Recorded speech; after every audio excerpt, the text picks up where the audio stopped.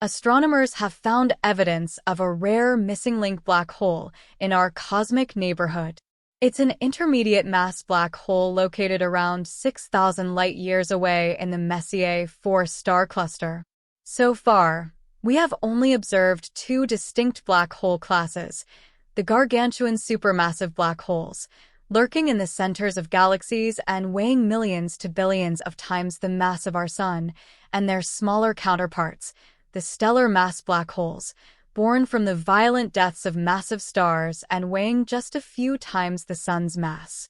However, a groundbreaking discovery in a nearby star cluster is challenging this dual classification and offering a tantalizing glimpse into a previously elusive category of black holes. Astronomers have unveiled evidence of a rare intermediate mass black hole, filling the mass gap between the supermassive and stellar black holes. But what makes an intermediate mass black hole, or an IMBH, so special? Why is it so difficult to find a black hole of this category? Finally, and most importantly, how did astronomers make this exciting discovery?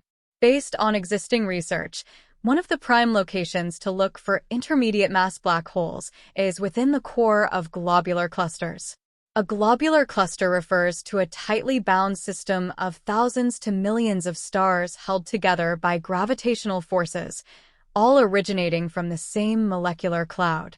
These clusters are commonly situated on the outskirts of galaxies, revolving around the galactic center. To date, some potential intermediate mass black holes have been pinpointed within such clusters, encircling our very own Milky Way galaxy. For example, in 2008, data from the Hubble Space Telescope led astronomers to postulate the existence of an IMBH in the globular cluster Omega Centauri. Subsequently, the Space Telescope identified two more credible candidates for these intermediate mass cosmic entities in 2009 and 2020, located within the densely populated star clusters on the outskirts of other galaxies.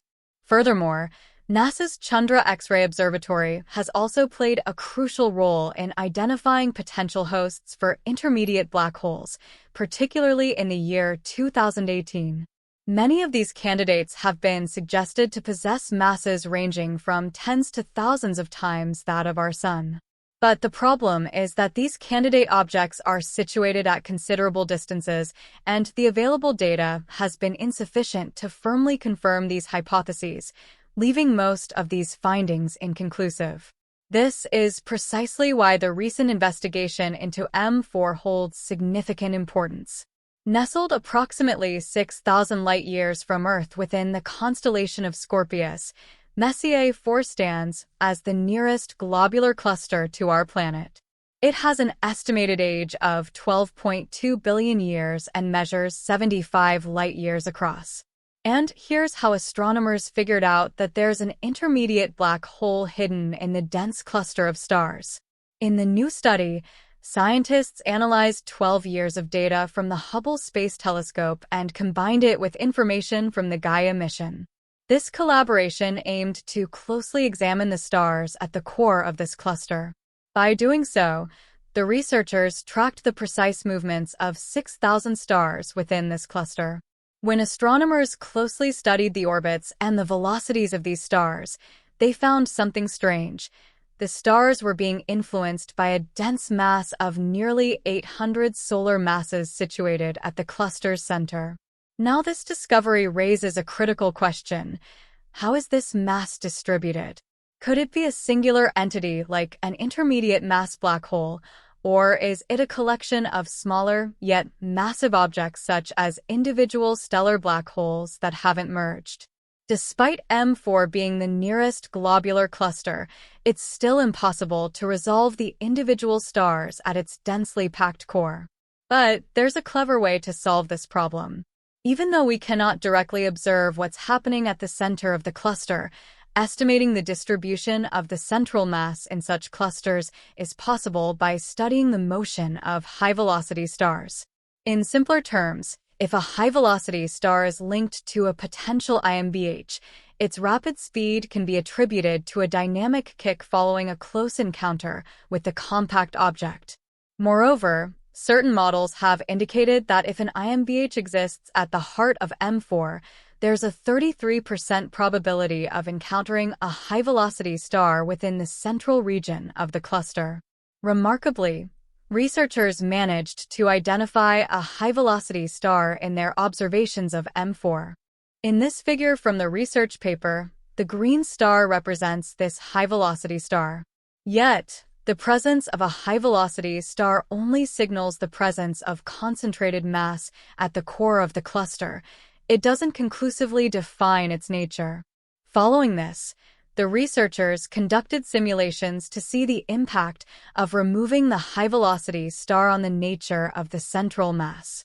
The findings revealed that the cluster exhibited the same mass excess at its core even after removing the high-velocity star, although with a slightly more extended distribution.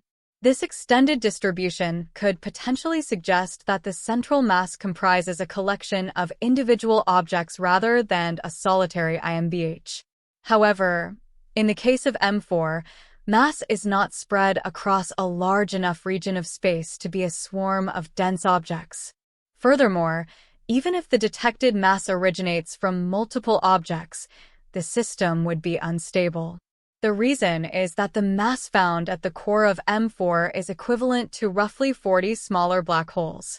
Considering the observed movement of the surrounding stars, the only plausible explanation emerges if all these individual black holes were compressed within a region merely 1/10th of a light-year in diameter.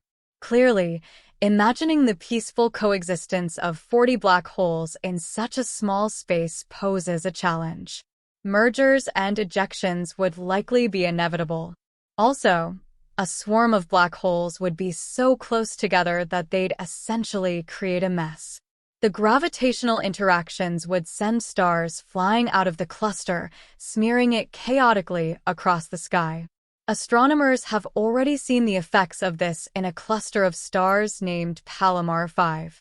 So this is how astronomers have concluded that whatever mass is lying at the heart of the star cluster is not from multiple smaller black holes, but from an intermediate one that's about 800 times the mass of the Sun.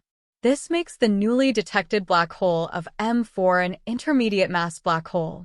Astronomers now aim to gather more data from the future observations of M4 by Hubble, Gaia, and the James Webb Space Telescope. Currently, the mechanism behind the creation of stellar mass black holes is well understood, typically involving the core collapse of massive stars or their merging. However, the origin of supermassive black holes remains remarkably enigmatic. The precise process by which they grow, whether via successive mergers with smaller black holes or through the accumulation of matter, remains undetermined. In this context, the investigation and analysis of intermediate mass black holes stand to provide a valuable perspective into this unresolved mystery. Recently, the James Webb Space Telescope found signs of supermassive stars at the edge of time. They are unlike anything we have seen in the universe so far. If you missed this episode, be sure to catch up on this exciting discovery.